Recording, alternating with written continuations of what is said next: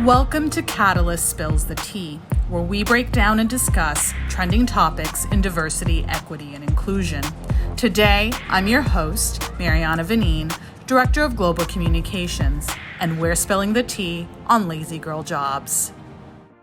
So, Tara, as a future of work researcher and Danielle as a talent professional, what do you think of this trend and why it resonated with so many people, particularly with Gen Z, who took to the trend quite fiercely on TikTok, where it originated? Sure. Well, I'll hop in and go first. It's great to be here today, and nice to see you, Danielle and Mariana, to talk about this, I think really important topic. And, I would really start off by saying that this trend is not really a new phenomenon. So 2 years ago, we called it quiet quitting. And in both cases, it reflects really a larger societal shift and pushback against hustle culture.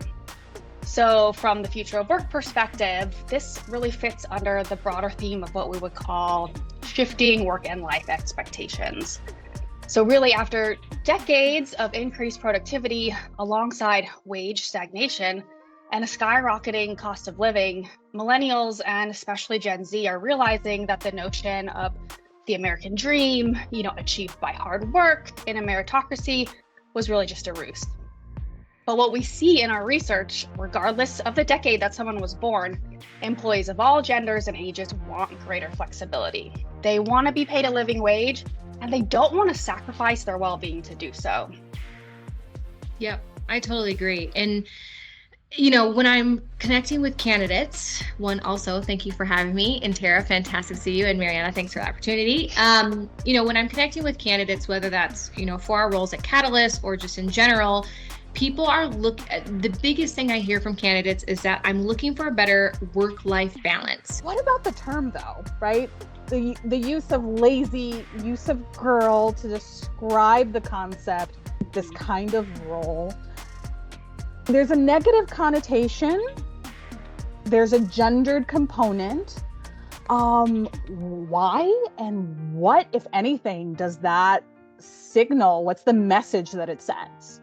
The phrase itself suggests that women who want flexible work do not have the same career ambitions as men, and even worse, it equates them with children. What I really like to think about is, what would we call this role if it were a man seeking this position, or a father? Would we label him as a lazy boy? Would we recommend him, or would we, commend him for being a supportive caretaker? Again, I think the word choice that she used probably wasn't the best. But I do love the fact that, she was talking about, again, work-life balance, roles that you can have flexible work, flexible hours, but that still doesn't mean that your job is easy. Another, I saw in the comment section, a lot of people were like, yeah, those jobs, I have those jobs. They aren't easy. They are mentally draining.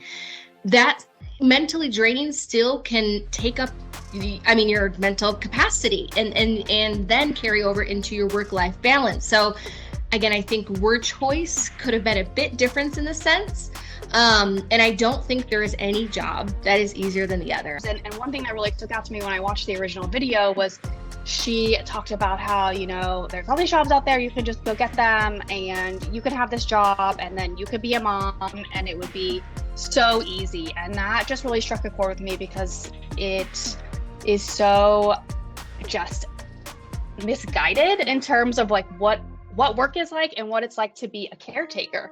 There is no job out there where you can work and take care of children at the same time. Now, flexible work that allows you to do your work around your caregiving, but to say that you could do both at the same time, I felt was really problematic. And I have to say that I couldn't help but wonder how many moms are out there watching, just thinking, has she ever had a job and tried to take care of a child before? Yeah. Because those are full-time things that one does not happen at the same time as the other. And really being able to frame your work centered around your life, right? Not your life centered around your work, I think is really important. But I think it's hard to do that if you are unsure about how your work works, right? And what those hours look like and whether they have flexible work and how they support caregivers and other people in their different lifestyles. So I think that's another thing that when I was looking up some research behind this, there are quite a few companies and larger companies that are really defining out what works and how they work as a work, which I think is really important for then people to really plan on how they want to live their life, which includes work.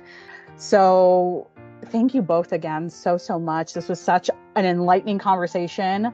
And I'm sure our audience will feel the same. Thanks again. Yeah, thank you. Thanks.